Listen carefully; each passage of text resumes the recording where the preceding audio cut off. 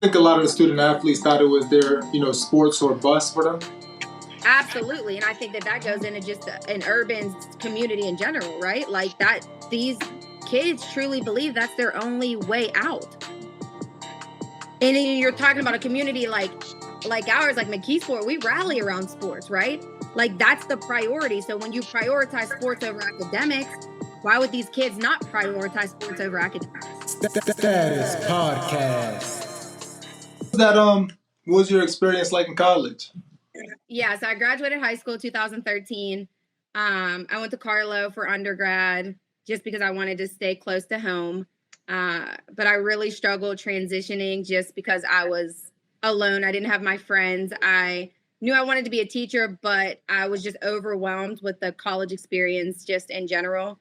So at the end of my freshman year, academically, I was not doing well at all. I had a 1.9. So you have that coming to Jesus conversation with your academic advisor, and they talked about academic probation. And then you really don't have a choice but to either sink or swim. So I made the decision to, reach out to the different resources that were available on campus and get the support that I needed. But I think the biggest turnaround for me academically was getting involved on campus. I ended up joining 27 organizations during my time at Carlo, and there was 27? 27 organizations on campus. What was your favorite one? My favorite one, I was an RA. So like RACA, I don't know if they had at your schools, but I was like, I loved being an RA. I was an RA for freshmen. I was an RA for boys. I was an RA for co-ed. So I got to kind of experience all of the different kinds of RAs you can be. So that was definitely my favorite. You ever kick anyone out? No. No. I'm just joking. No, but yeah, that was definitely my favorite. There were close seconds though. I was an academic tutor. I was a team tutor for all of you student athletes, so that was for fun. What sport? I was a team tutor for basketball. For women and men? Yeah, soccer, golf, you name it. How was it? What was the hardest sport? What was the hardest sport to work with? Boys. Boys basketball? Boys in general. It didn't matter the sport, boys. Why is that? The learned helplessness, right? Like that just understanding that, girls are just supposed to take over and take control and, do your schoolwork. And no, that was honestly the mentality. Like all my boys didn't want to do their schoolwork because in high school they had all the girls do their schoolwork for them. So they didn't get that love from me. Wow. At Carlo, what division is that? It was NAIA, but I guess it was NAIA, 3. Okay, so at that level, did those dudes have the mentality of playing professional ball? No, a lot of them wanted to play overseas. Like that was the end goal for a lot of them. Okay. Did anyone that you know that you have tutored, did they go overseas, make it overseas? Yeah, we actually had a super diverse population at Carlo. Right. So I had a couple guys that were one was from Sudan, which was really cool. One was from somewhere in West Africa. I'm not a geography teacher, but a couple of those guys went overseas, which was cool. One went to play in Greece, one went to play in Europe. So yeah, there were a couple guys that went overseas, which was pretty cool. Oh, that is dope. I know you guys just became co-ed in the past 10 years, 10 years. No, that's the biggest misconception. I was a tour guide too, so I have my speech ready. Wow. We've been co-ed since the Second World War. Oh my goodness. Yeah, literally forever. But it just wasn't a thing for guys to live on campus. So they just started living on campus. What about sports? Years. Sorry, Chant. What do you mean? What about sports? How long have they been? Because I've rarely, if ever, seen the boys basketball team out there until the past few years for Carlo. Yeah, so the boys basketball team started my sophomore year. So that was in 2014, 2015. How was that transition for you? That was awesome. It brought more guys on campus. I remember at first we had just one floor and it was only half of the floor was boys. But then with the boys basketball team, they were able to get like 2 full floors of guys on campus, which was it was needed. Like we needed the balance between genders. So it definitely brought some different opportunities on campus. Hey, Chant, being close to home, did that affect you have a play in that 1.9 you said you had? Oh, absolutely. I went home every weekend. I couldn't wait to go home because that was my comfort zone. That was my security blanket. And when I went home, I didn't get stressed out and school was stressful to me. So the last thing I wanted to do was school. So what got you out of that home comfort security blanket to, get you, to start swimming, in your words, instead of sinking? Joining the different organizations. The one organization that I joined, it was last minute, spur of the moment. It was an alternative spring break crew that went down to Laredo, Texas, every spring break. And I ended up their flight was leaving on a Monday, and Saturday night, they were like, can you call your mom and see if you're allowed to go? And I got on a plane for the first time in my life with people I didn't know. And I went down to Texas to build houses with Habitat for Humanity. And wow.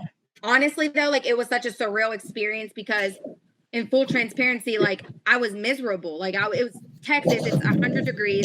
I was outside building a house. I didn't know how to use a hammer from 6 a.m. to 6 p.m. I can picture you now doing that. Oh my God. So I remember thinking, but I was so miserable being there, but then it took just that, realization that there was such a greater purpose out there.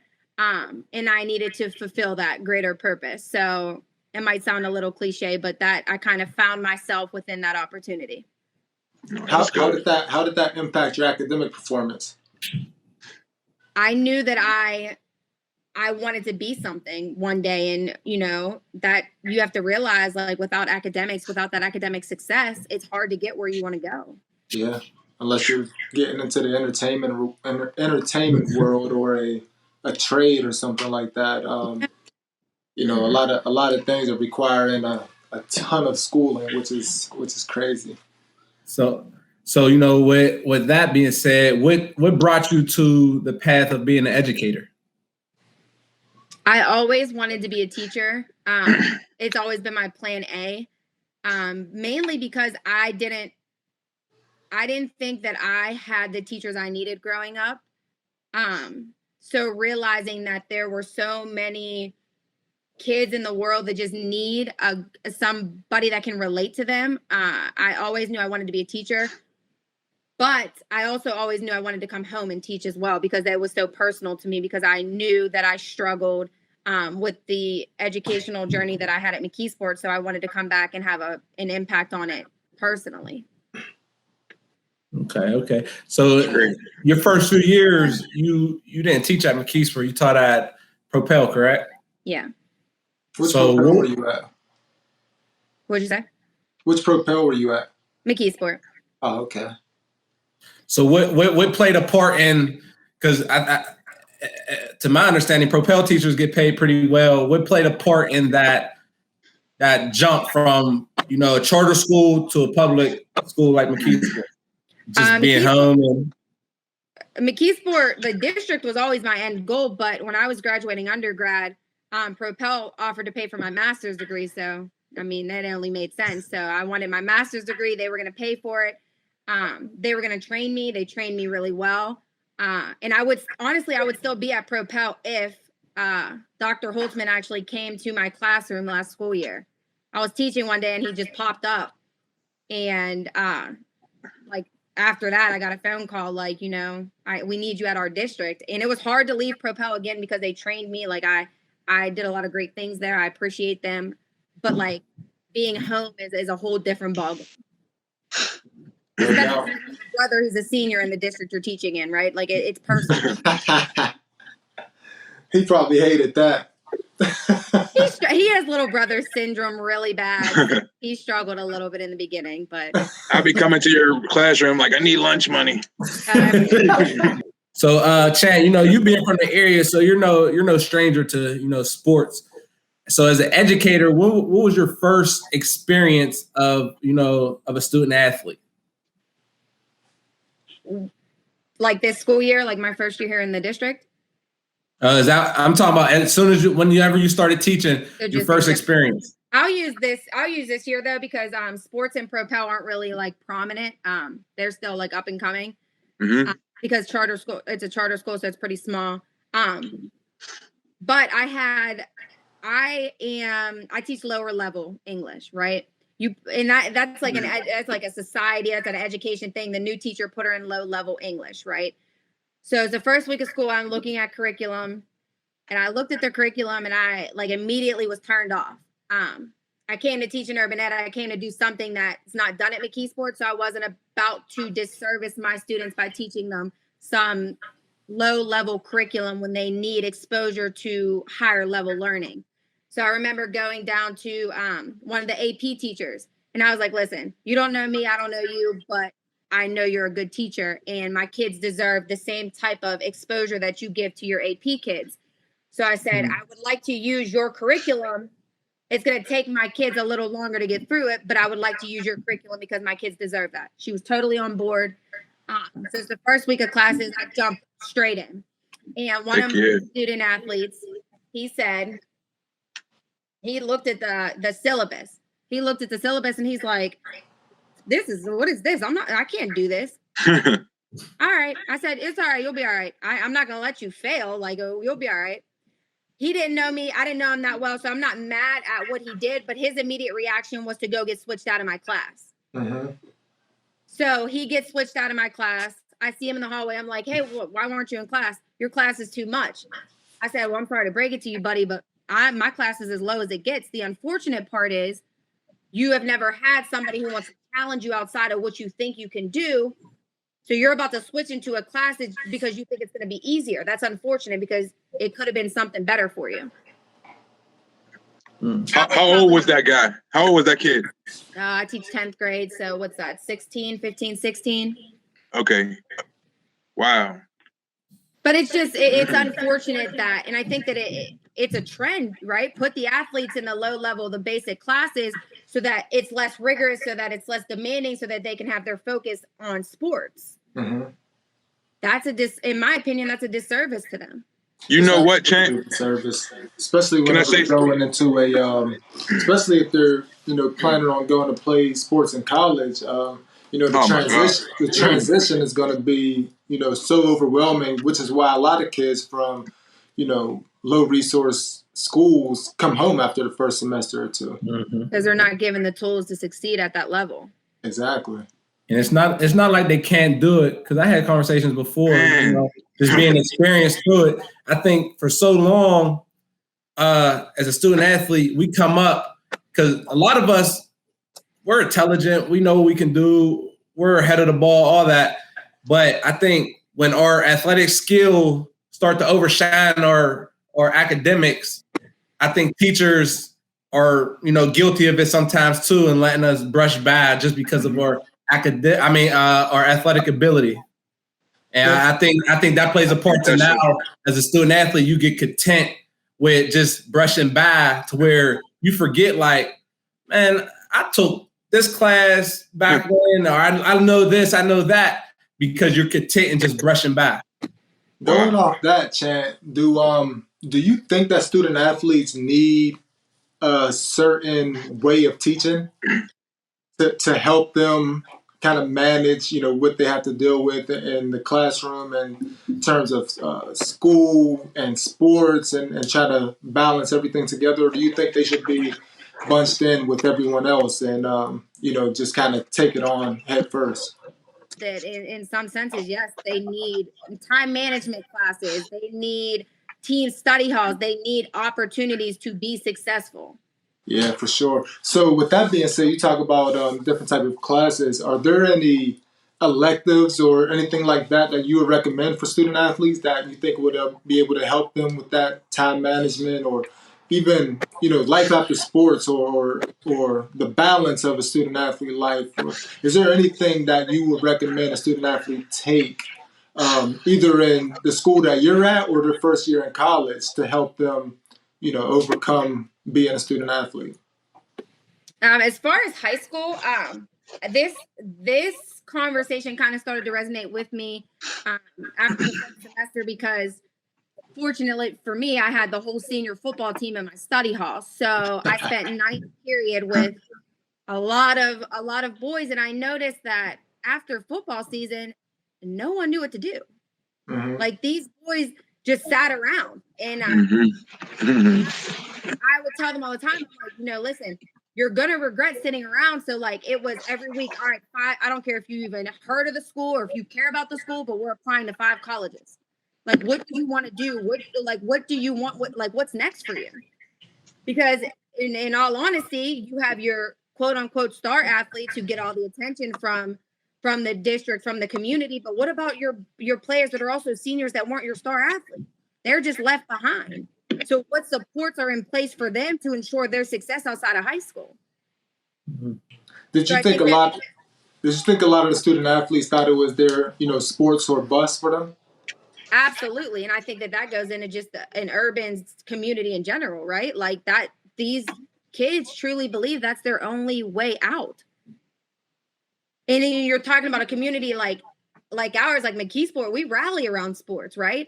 Like that's the priority. So when you prioritize sports over academics, why would these kids not prioritize sports over academics? Yeah, you're right. You bring up a good point on that. How would you say to find that balance between sports and academics when you know that a lot of our student athletes grow up playing sports their whole life, and their talent is one that can get them a free education? Whenever you say that, a lot of kids are like, well, I need to focus on this sport because this is my way to pay for college.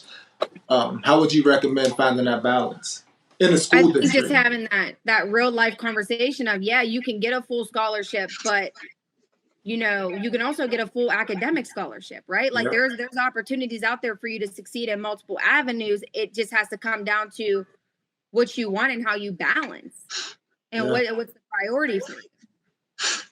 That's a good point. That's a good point you bring up with the academic scholarship because, I know I went to school with a guy who wasn't as highly recruited as he thought he should be, but ended up getting a full academic scholarship and still being able to play football at a high level.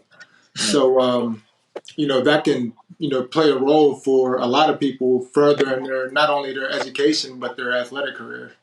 I think where the urban, areas fail at is we're like I need to see it to do it. So whereas we see so many people get scholarships and go on to college by playing a sport, we don't tend to see, or we at least don't shine a light on the students who go to a university on academic scholarships. So I think that's where we as an urban area fell at. Wow. But Chant, so in your opinion, what's the biggest disservice you think as an educator, as a teacher, as a mentor, all the things you do, what's the biggest disservice to our student athletes that we display towards them? The biggest disservice. Forgetting that they're kids.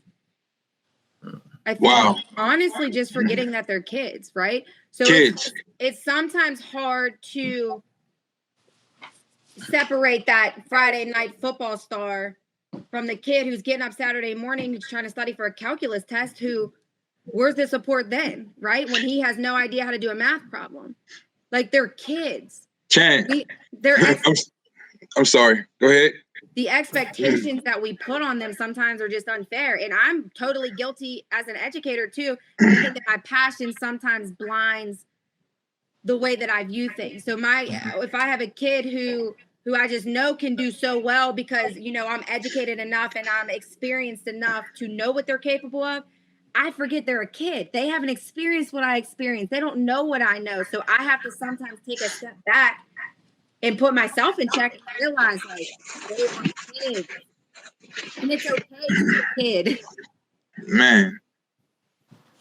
I think, Kymir, like your other question, just, what classes would I recommend student athletes to take when they're going into college? I think that the liberal arts classes, we preach for kids to go to college to make a living, but why aren't we teaching them to just make a life in general, right? Mhm. So, like, why aren't we teaching them to take classes that challenge their critical thinking, their communication, their problem solving, innovation in general, right? Like, get out there and really challenge yourself and expose yourself to as much as possible so that you can truly make a life for yourself. Yeah, absolutely. That's so true. Those tangible skills are super important. How do you add that, Chant? How do we add that to the student athlete's life, to their everyday life? Wanting more for yourself than just, and I hate to say it, but just money and success. What people say. How do you add that daily to student athlete's life as a teacher, as an educator? I think honestly, it's as basic as talking them up, right? Talk to them, Wow. get to know them, like give them the conversation piece. That's what they need.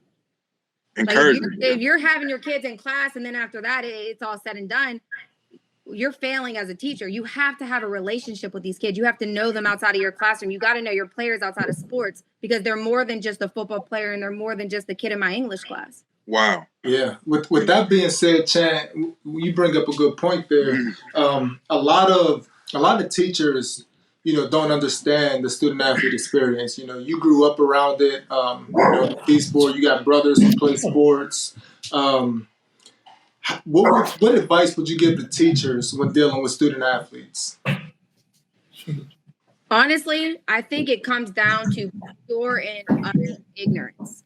Like, and I'm 100% guilty of it. I mean, Dana, he could tell you himself. Like, I, as an academic person, like I've had my judgment on student athletes, and and it was pure ignorance. Like, honest to God. So I think my advice to my fellow educators is to educate yourself and really work alongside these coaches and these players, because at the end of the day, we all have to be a team. Yeah, for sure. We all, as a coach, you want your player to be all in. As a teacher, I want my player to be all in. And I think, I'm a strong believer in wherever your feet are should be your focus. So yeah, of course, on the field, that's where you're at. In the classroom, that's where you're at. But at the end of the day, all that has to come together for a greater purpose. And that's for that child to succeed in as many avenues as possible. Absolutely. And in what ways would you like to see coaches improve on working with teachers to benefit the student athlete? I think I've had this conversation with a couple of coaches. In our district, we have a lot of coaches readily available. And I've had the conversation with them of, how are you in a building all day and you never step foot in my classroom? Wow. Your players, where are you at? Yeah. Like, you got to have a presence, right? Like, you have to have a presence outside of the field, just like I'm at every sport event. I mean, I try to be. So my kids see me in different situations. They know I support them not only as a student, but also as an athlete. So I need my coaches to support my kids as students and as athletes. Absolutely. How do you create that transparency, Chant? Like say you see a kid, not a guy, like a student, you know what I mean? You and a coach are talking and you're like, well, this dude, his dad is in jail. His mom is going through this. And he came to school late for the past 4 days, but he's going to practice still. He's suffering. How do you have that transparency with, you know what I mean? Not just with the student and with the coach. Like, how can, you know what I mean, educators all have that transparency together and really zone in? Because I feel like there's a lot of people that need help, but a lot of those kids like that in our district specifically, you know what I mean, they could use an extra boost. Honestly, I think that transparency comes down to that relationship you have with that kid, because all the information you just gave me about that kid, if that kid doesn't have a relationship with me, I'm not going to know that. And that kid probably doesn't want me to know that. So you're right about that. Then that's on me, because I didn't build that relationship with that kid. So I got some backpedaling to do. That's strong right there. That is very strong right there. Seriously. There's so many people, and it's not just that. There's kids being bullied. There's a lot of different scenarios, but there's a lot of it's taken away from the academics. You know what I'm saying? And it's taken away from ultimately the athletics too, because just no concentration, well, lack of concentration doesn't help. You know what I mean? And when you have that open time to focus on where you want to go to college or what you want to major in and studying beforehand, like you said, or just even just knowing what you need to do next week, next month, it's much easier to maneuver in life. You're like, okay, I work out this day. We got a game that day, and this is for homework on Tuesday, and that's for homework Wednesday. You know what I mean? When you have your schedule down pat, even if something's not going right at home, you're good. You're kind of in the, you know what I mean, going in the right direction. That's why, as much as kids will say or fight against the people that provide the most structure in their lives, they want that. I tell my kids all the time. They tell me I'm strict. I'm always on them. I'm like, that's not an insult by any means. You love the structure. You just are too young and immature to admit that. That's great to hear. Right. Chant, to kind of wrap up the conversation, what are some things that you would give to student athletes on how to conduct themselves in the classroom, ways that they can make better relationships with their teachers, anything that you can give to our student athletes to make their life a lot easier in the classroom?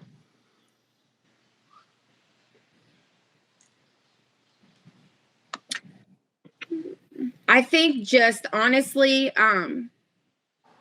knowing what they need, and if they feel like they don't know what they need, knowing that they have people around them that can help them figure out what those needs are, right? Like, again, going back on the whole, they're kids. Sometimes you don't know what you don't know. So it's our jobs as the adults, as the mentors, as the coaches, as the educators, to kind of be that guiding light for them, for that source, because they're at a very unstable part in their lives, and we can't really expect more than that because they are kids. So just, I think that us as educators need to make sure, as all of us as a team, need to make sure that we're kind of just providing them with the tools that they need to be successful in all avenues. Absolutely right. I like that saying. We don't know what we don't know. Yeah, it's like real. that. We don't know what we don't know. Quote me next time, though. Yeah, well, I'll quote you. But I think that falls. That's I love that quote. As coaches, that's something. And coaches, mentors, we fail to do. We jump to conclusions. You don't know what that kid's going through, or you just assuming something. And so it definitely falls on us as mentors, coaches, but also some responsibility the student athlete need to take. Also, in my personal opinion, that you can't assume that Coach Ty knows I'm having a bad day at home. I got to be willing to open up to talk to him if I want him to understand where my mind's at for that day. You know what's so interesting about that, though? And I think what makes the relationship between coaches and educators so important, when they're mad at you, Dana, they're coming to me, and they're talking all about Coach Dane. You've been there before. We've been there before. All of us. They don't like. They're going right on that football field and talking crazy about me. That's why it is so important that we realize we all have to work together. Right. Because we're at the end of the day, we're outlets for them. Right. 100%. That's great. That's good stuff. Well, appreciate you coming on, Chant, spreading some of that knowledge you have. Congrats on your, Thank you, Chant. your doctorate candidacy. Good luck with that. We appreciate you. Thanks, guys. This was awesome. I appreciate you too. No, I thought the conversation was super good. So we'll continue, to talk about the student athlete experience, talk about the ways that teachers can collaborate with the student athletes, and make sure that we're putting our best foot forward and wrapping our arms around that population and making sure that they're getting the best out of all of us. So we appreciate you, man. I think this conversation is super important, not only for our student athletes to hear, but for teachers to hear, because a lot of people don't understand, what it takes to succeed as a student athlete. A lot of teachers don't understand, what it takes to educate a student athlete, like you said, with making connections with the coaches and really getting to know the kid, beyond the classroom is going to be super important. And the more people that we get to get on board with that, I think the better off we are, on both sides of the spectrum. So I really think 100%. everything that you said was spot on and super Very important. That It, Yeah, and and I it think made that me think about what we talked with Lamont about, saying is a great rules without relationships create rebellion. So I think if you don't have a relationship with the student athlete, that teacher student athlete, and You'll there's never nothing know. good that's going to come out of it. relationships are the foundation for everything. But honestly, I think that you're right. These conversations do need to be had. And I think like this is awesome that you guys are doing this. So I look forward to the future of your podcast. I love listening.